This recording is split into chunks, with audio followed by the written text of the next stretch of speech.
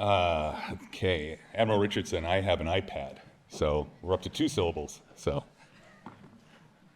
I hope. We'll see how this goes. Thank you for the introduction, Charlotte. I'm Morgan Fanberg, CEO of Glosten.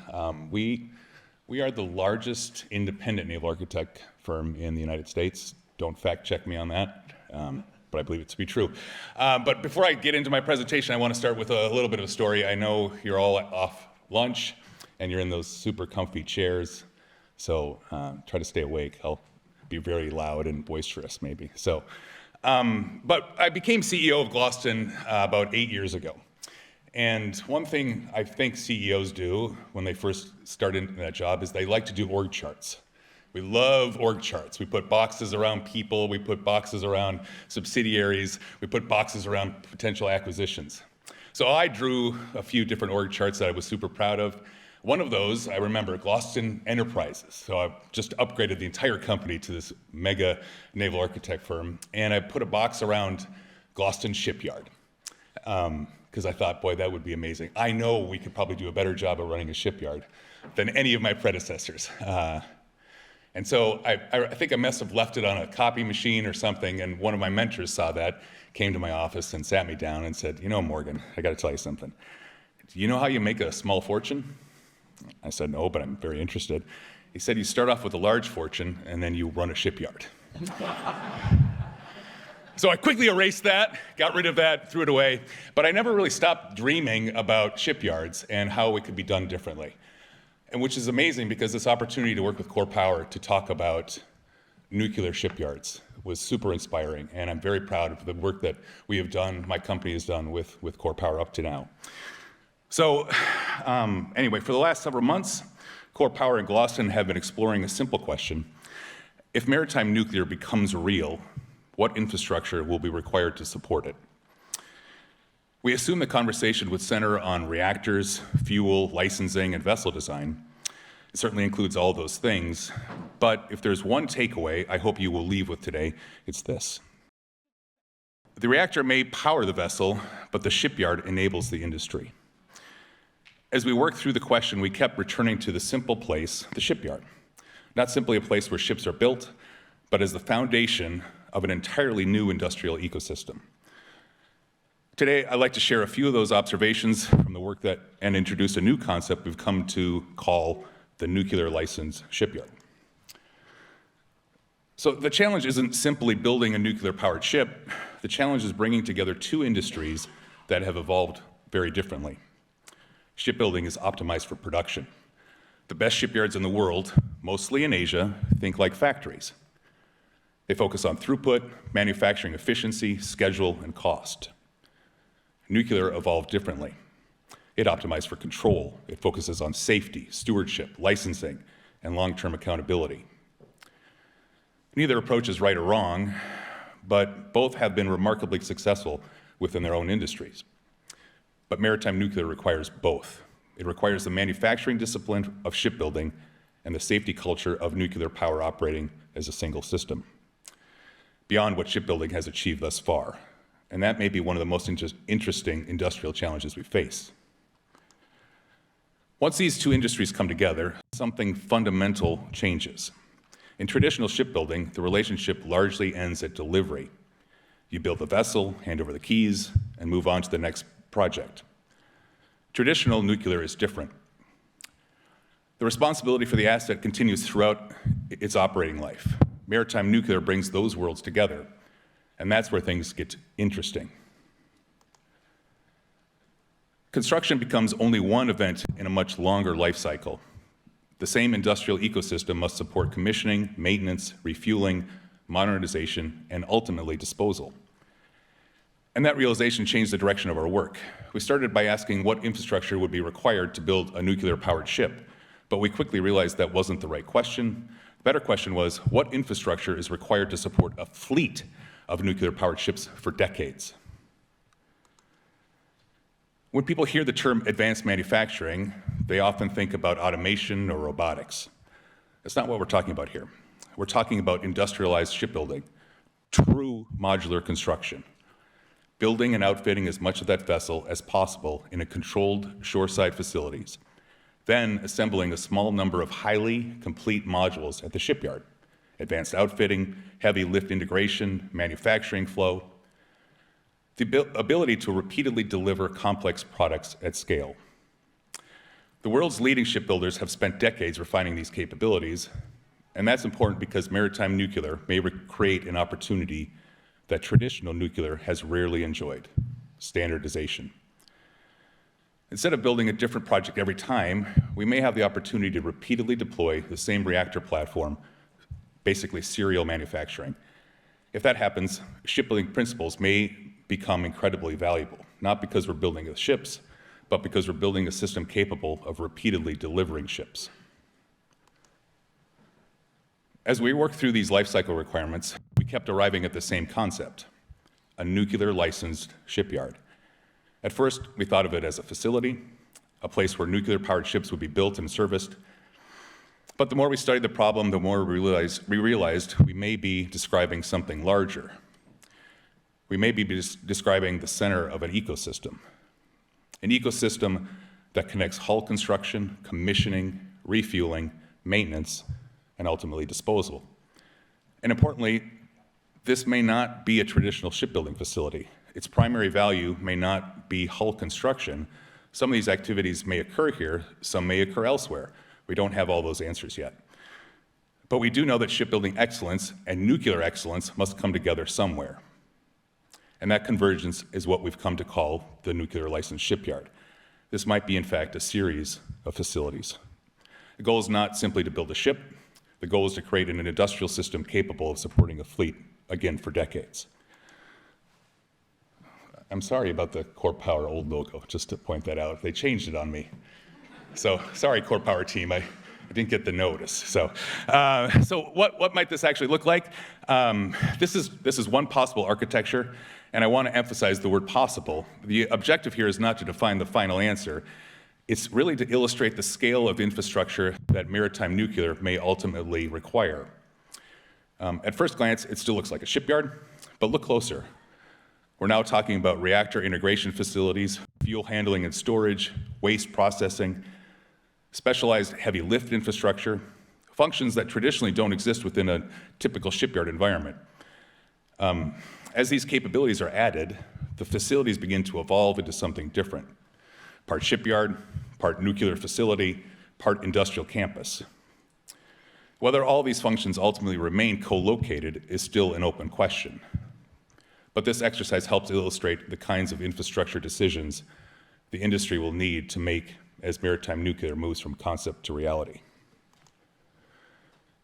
One of the biggest questions emerging from this work is whether all these activities need to occur in the same location, as I mentioned earlier. Up to this point, we've been assuming they do, but should they? Does hull construction need to occur where the reactor integration occurs? Does reactor integration need to occur where refueling occurs? And then does refueling need to occur where disposal occurs? The facility optimized for reactor integration may not be the same facility optimized for refueling and life cycle support. We don't have all those answers yet, but the answers will matter. They influence cost, they influence scalability, permitting, and certainly workforce requirements. And ultimately, they influence how quickly this industry can mature. In many ways, the challenge may not be designing a facility, it may be designing an ecosystem. And once we started asking that question, one potential bottleneck quickly emerged. One potential issue here is the graving dock. Not because graving docks are new, but because there are so few of them. Large graving docks are already a scarce infrastructure. And maritime nuclear may be the place even greater demands on that limited resource because fueling requires it. So we're faced with two related challenges. First, do we have enough graving dock capacity? And second, can we reduce dependency on graving docks altogether? Those questions may ultimately shape where facilities are located, how they are operated, and how quickly the industry can scale.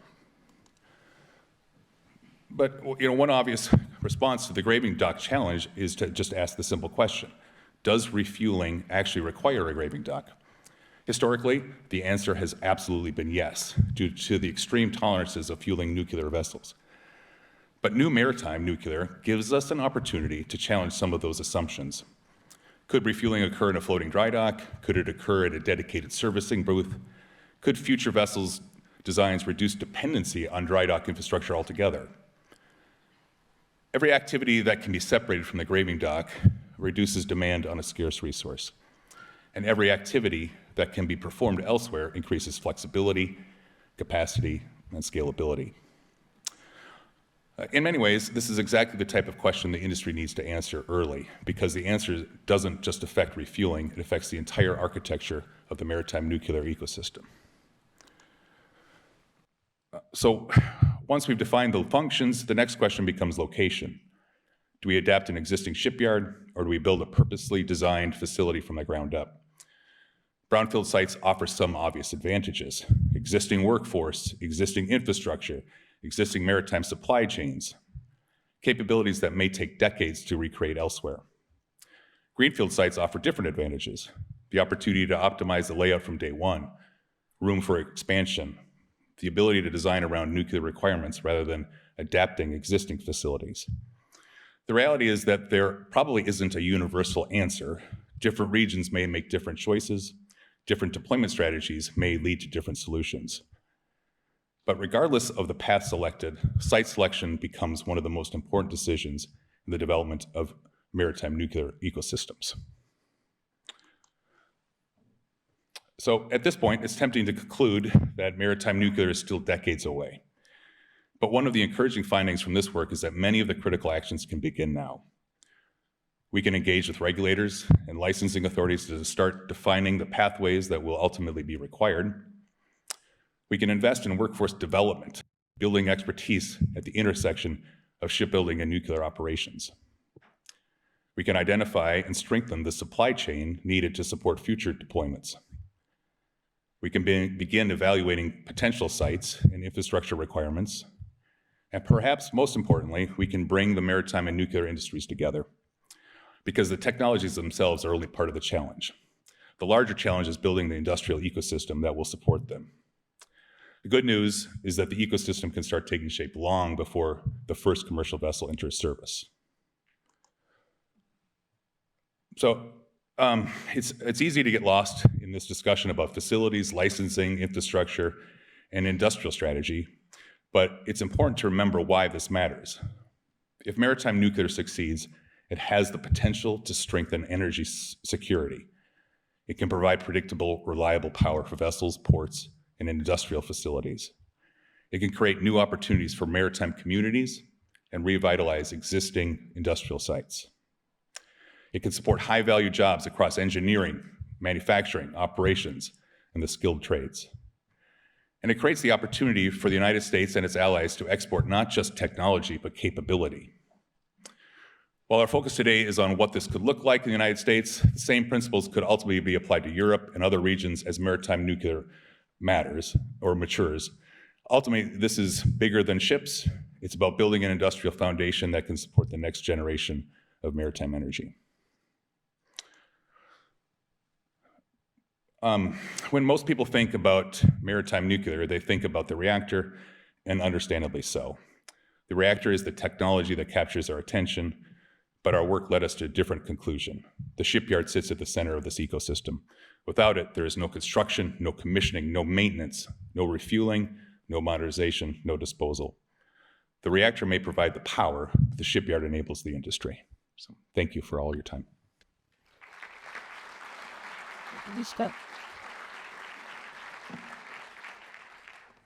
Great, no, thanks. Thanks to Dr. Schramm. Save my for later. Yeah, it's really, really quite an interesting conclusion, isn't it? Where we've talked quite a lot about nuclear at sea, nuclear shipping, but ultimately the foundation upon which this ecosystem is to be built, both philosophically, I suppose, but also physically, will be the shipyard, ultimately. And I just wondered if you could sort of take us through your thoughts on sort of the end-to-end process for establishing one of these.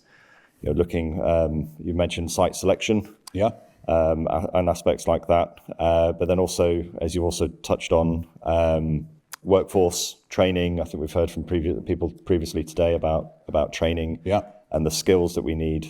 I was just wondering if you could take us. Sure. So one of the slides you saw there was about modular construction and standardization. I think that the beginnings of what we could develop as far as this licensed nuclear facility is to talk about what are we designing. I was just talking to a colleague about the last time the United States was a powerhouse in shipbuilding. When was that? World War II. We built 2,700 Liberty ships in a matter of 4 years. And that rate came down to 3 or 4 a day. So if we're going to be able to build nuclear reactor vessels at not that scale, obviously not necessarily 2,700 or 4 a day, but to get to the scale that I think that there's a demand for, we need to start off with a design that is standardized, that's repeatable, can be used throughout the world at a similar scale. I'm sure there'll be flexibility and there'll be a learning curve, but I think if we start off with a standard design for FNPPs and potentially nuclear-powered vessels, that's where we start. You mentioned workforce. I do want to touch upon that. We talked a lot about operators and the workforce we'll need to operate these vessels. One thing that is missing in that discussion is the intense need for the trades and the labor that is required for these vessels. I'm not talking about welding. We can do that with robots, but somebody needs to be out there doing pipe fitting and outfitting of these vessels. That is a huge issue. It's a critical path problem right now that I'm concerned about, because right now, high school kids, they feel this desire to go right to university. And there's a huge opportunity to get back into the trades and have a fantastic career in shipbuilding. And I hope that the nuclear element is what attracts a whole new generation of shipbuilders. Yeah, absolutely. I wonder if these first shipyards that we start to, or the shipyards we start to develop it, and that then gives those younger kids sort of the motivation, aspiration to work in one of these, and then to explore trade skills and things. Because ultimately, as engineers, we can design something. Without the trades, it can't be built. Yeah, and then without us designing stuff, the trades, they don't have anything to build. Right. So there is certainly a symbiosis there between us. One note too is we're also losing some of that ability on the engineering side. There is a disconnect between going to school, becoming a great marine engineer, naval architect, and not understanding how things are built in a shipyard. Mm-hmm. So some of the best employees we've ever had are the ones that go work in a shipyard and come to work for us later. So that ability to actually design something that can be built is also a lost art that we're suffering from, I believe. So. Yeah, absolutely. I think it can be a pitfall where you work in the design, and then it's a question of, well, how are we going to build this? How are we going to slice it up into those modules? Yep. And there are times when that can be a challenge, because you have the competing aspects of design for build, design for performance, design for maintenance, and there's a tension there which I think needs to be worked through as part of the design, but then ultimately through the skills as well and the trades. Just on the site selection side of things, I was just wondering as well if, an understanding that do we need the shipyard to be complete in a way that gives us the final sort of operating capacity that we're looking for throughput of the ships? Mm-hmm. Or do you think there's potentially a staged approach that we could take to have a base load capacity online as quickly as possible, but with a view to expand as we start to build more? It's a great question, and I don't necessarily have a perfect answer for you. You heard me mention that this could be one facility. It could be broken up into others. I think ultimately, when I mentioned modular construction, now the Japanese, the Koreans, they build in modular construction. They do that today. What I'm talking about is another level of modular construction where things could be built in a different facility, away from the pier side, away from the graving dock, and brought in. So the idea would be to limit how many modules we finally bring into the final construction. And that really could influence the site-specific decisions we make on whether this is brownfield, greenfield. On one level, the greenfield, I mentioned workforce. Again, getting a workforce to a new location is a ginormous obstacle. So starting off with a brownfield and adapting that to what we need is probably a better short-term answer. That doesn't mean we necessarily wouldn't think about greenfield opportunities later on, but to get this whole industry moving, it might be better to start there. And you start with that jewel that then attracts more people into the industry, into the trades, and you then have the ability to. Yeah. I also mentioned, finding a local government that is completely pro this effort to bring the people to the community or wherever that is. So finding a local or state in the U.S. government that is completely bought into what we're trying to accomplish here would be advantageous when it comes to site selection. Absolutely. I think we heard earlier, didn't we, around the political side of things and that element of what Yes. politicians typically have on their radar, and that the horizon scanning that they have Right. only extends a few years within their election cycle. Yep.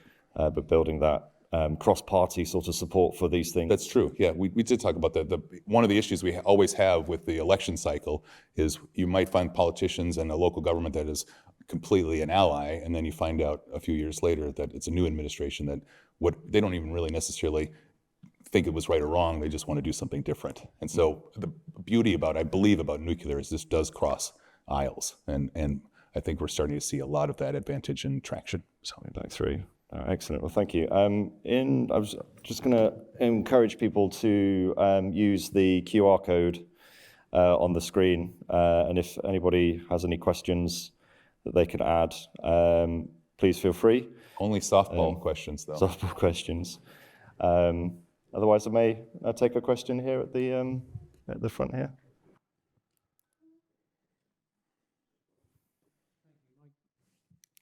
It should.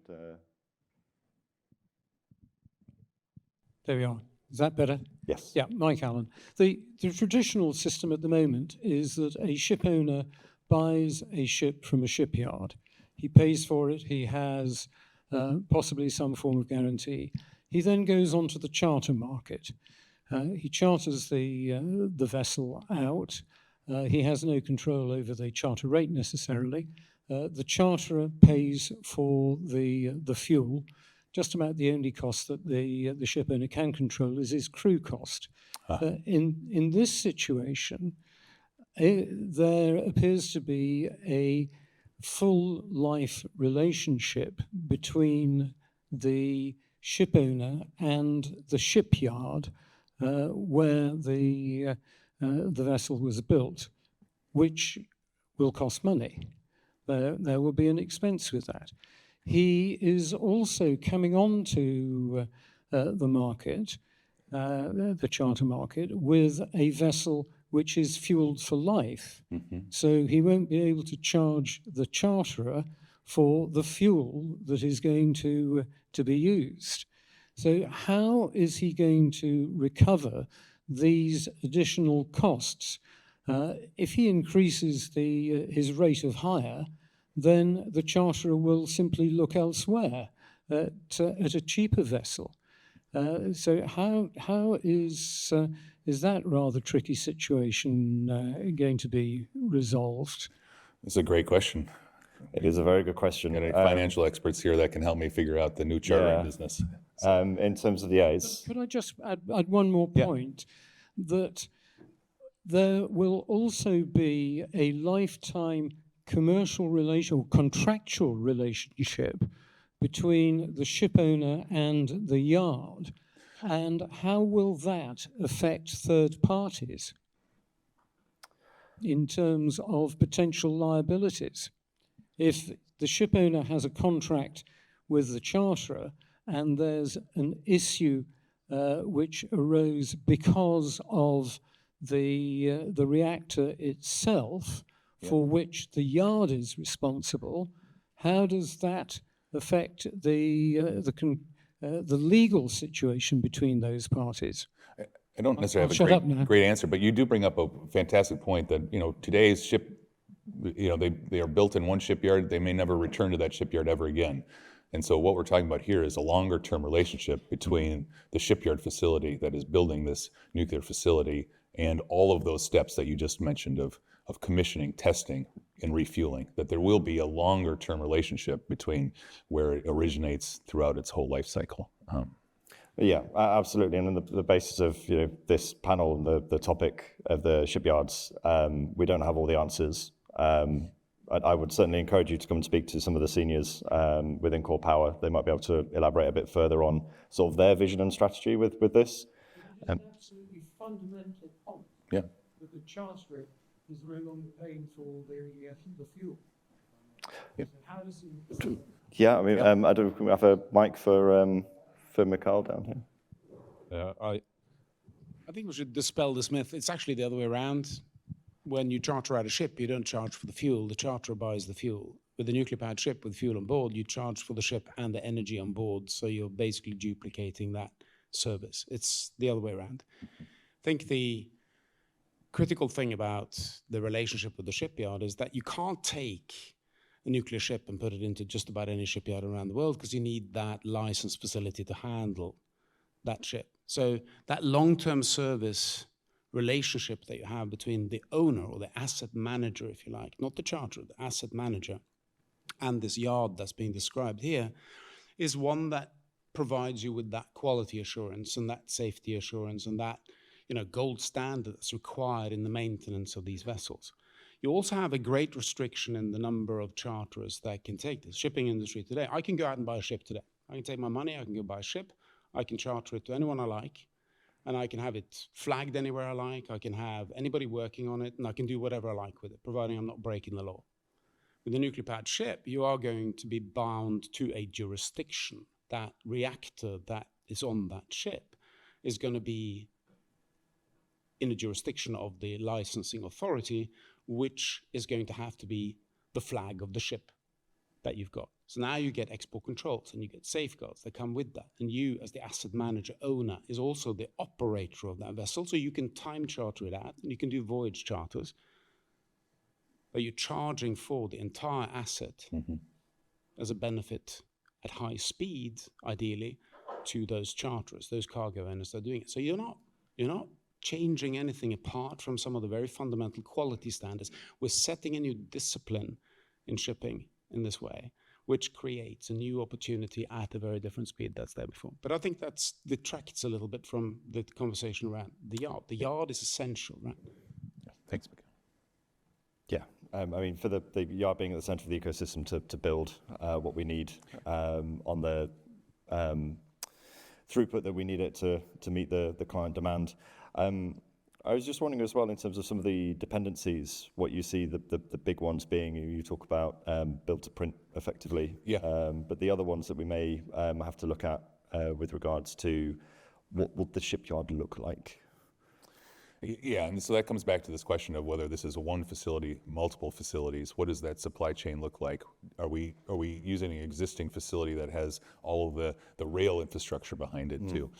So the number of dependencies are great. I mean, I do go back to that standardization as an engineer. That's what I would love to see, is let's get one design. But there is an issue with that as well, is the production cycle. This, I go back to Liberty ships. The first one took 250 days, so there was an iteration aspect of the first one will have a complete life cycle on how we build it and a revision to that production design as well. So there's a critical issue there. I mentioned the graving dock issue too, of a technology that we don't necessarily have, because traditional fueling of vessels has required this very stable platform. There can't be any dynamic aspects to fueling a nuclear-powered vessel. So if we can find a way to change that, that could be a significant game changer in the facility and what it looks like, based on using floating structure versus instead of having to continue to dig for graving docks. Because I'm not kidding, there are not enough facilities, there's not enough graving docks, and even the ones that do exist are not the right type that can handle this modular construction of moving, very large modules and fewer of them. So for those efficiencies to achieve. Oh, sorry. First of all, I want to thank you, Morgan, for supporting these core power events. You've always had some of the most fascinating presentations, and today was no exception. So thanks very much for doing that. We've talked, you're talking about graving docks, and I just sort of think of it as in the theory of constraints sort of architecture, where the graving dock is a constraint. We've talked a lot about people, in the United States, we're having these conversations about shipbuilding, and we're completely obsessed with the amount of welders, right? How can you get sufficient numbers of welders? And we're standing up training programs for welders, et cetera, et cetera. We've talked today that, China builds, if you combine the rest of the world shipbuilding, China still builds more than the rest of the world combined. The number 2 is South Korea. And the number 3 is Japan. These are 2 nations with small populations, and they don't talk about welders at all. They talk about robots, right? So it kind of goes to your point about greenfield versus brownfield. In my mind, and I'd love to get your thoughts on this because you're so much more deep on this than I am, we should be talking less about welders and shipyard workers and a lot more about robots and automation, just to one, the economics are there, and two, we get past this constraint that seems to be really hamstringing us. Right? And some of these brownfield shipyards too, in the United States, it's the same one that built the Constitution in Philadelphia, right? Here's, these things, there's legacy here. The same shipyards that built Nelson's Navy is still building, and there's an overhang there. So anyway. There's a lot to unpack there, Admiral. One of the issues with the American shipbuilding, and one of the reasons why we have fallen behind a lot of the world is due to, and it's controversial, is to bring up the Jones Act. As much as I love the Jones Act, it's obviously helps my industry in the United States. It has limited the pace of modernization and adapting automation into the shipping industry. I agree completely. And so, but remember, these shipyards are not subsidized. Very little government help to subsidize the modernization, the technological advances. So they use the Jones Act as this is our secure area for getting workforce. And so when I talk about welders, I completely agree that we need to modernize that. And for welding, absolutely robotics and automation. And there's other areas of shipbuilding that could be automated from the levels we're at right now. But help me understand how a robot's going to pull cable, for example. That is not, there's no robot that's going to be able to do that. And that's where I'm talking about the more advanced trades between a welder and your electricians. We still need some laborers to support this, and we're still seeing an issue. I'm not talking about completely, overwhelming the industry with welders at all, because we do need to introduce. And the welder is just the thing that everybody's fixated on, Yes. right? But to your point, we'll never get completely, all robotic, or maybe we will, I don't know. It just seems that as we talk about this, we should be talking more about automation as the first important steps and less about, training people, right? So. No, thank you, Admiral. There was one question, I've just lost it, sorry. In terms of cost, any idea of cost? Now, I'm not entirely sure we've gone into that level of detail so far with the work that we've been doing. But it's a fair question. It's not going to be cheap. So, and these things never are. No, they aren't. No, they are not. So the cost is, again, this is where I come back to finding, some government interest and help to support this. A partnership between private and government entities will help subsidize that cost. This is what we need to do. This has to be a reality. We cannot continue to just hope and pray. We really need to move forward, and that requires a significant investment from the government to believe in this vision and help get us there, because the cost will be exceptional. But the benefit to the taxpayer is off the charts, and I don't know how more to convince governments of this. So. Yeah, absolutely. And you talk about automation and things, and through design, building in those efficiencies, reducing the dependencies that we have on those very high cost capabilities within the shipyard, and then looking to sort of drive that cost down as far as we can,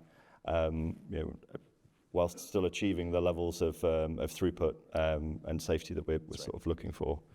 Do we have any other questions from? Yes, hello.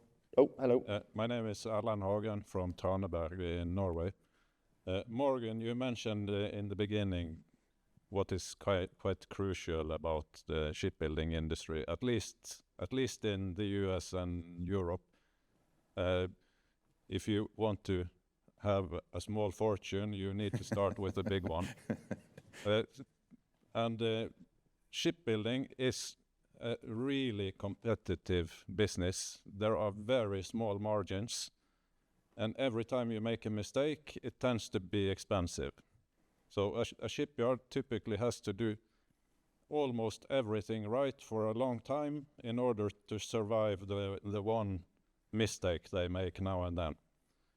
And with nuclear licensed shipyards in mind, it could be hard to imagine that such a shipyard would be competitive in shipbuilding.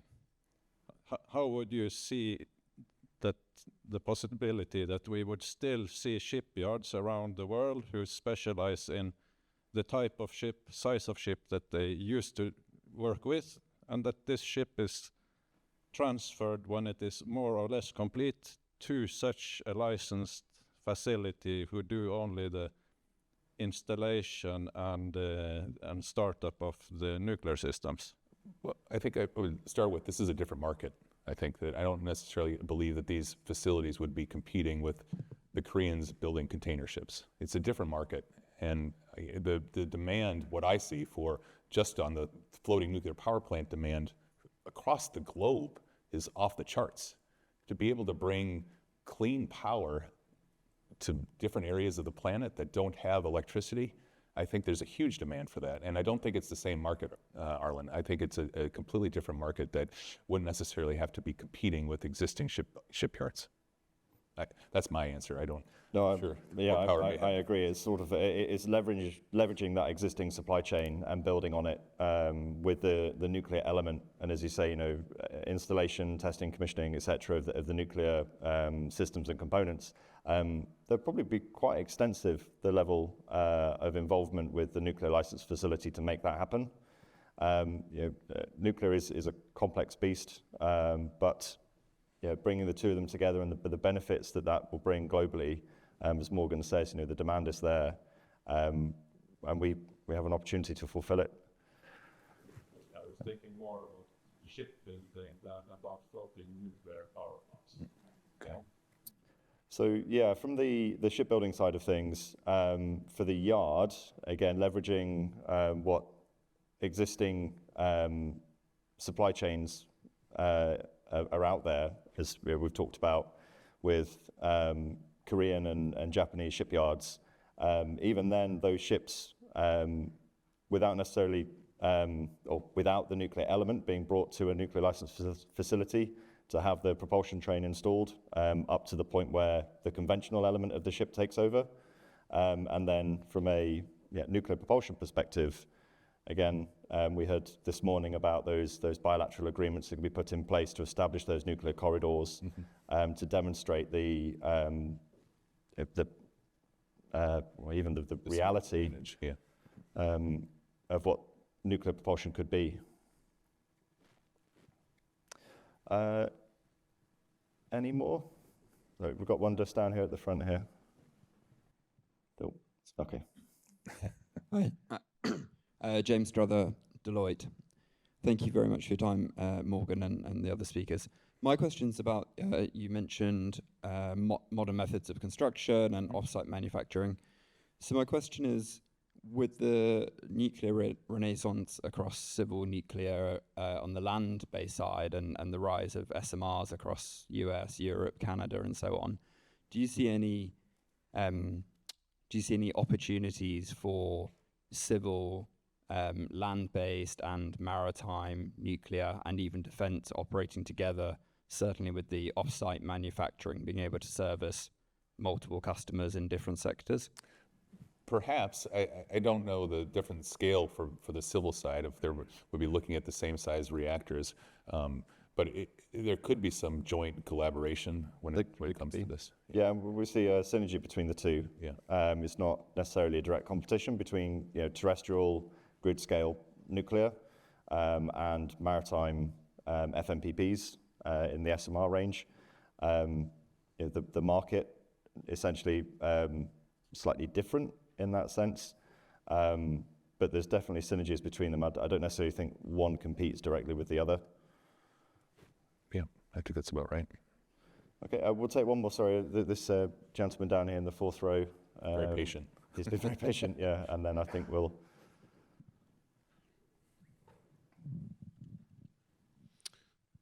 Chris Waddington, International Chamber of Shipping, and firstly thanks to Core Power for these events.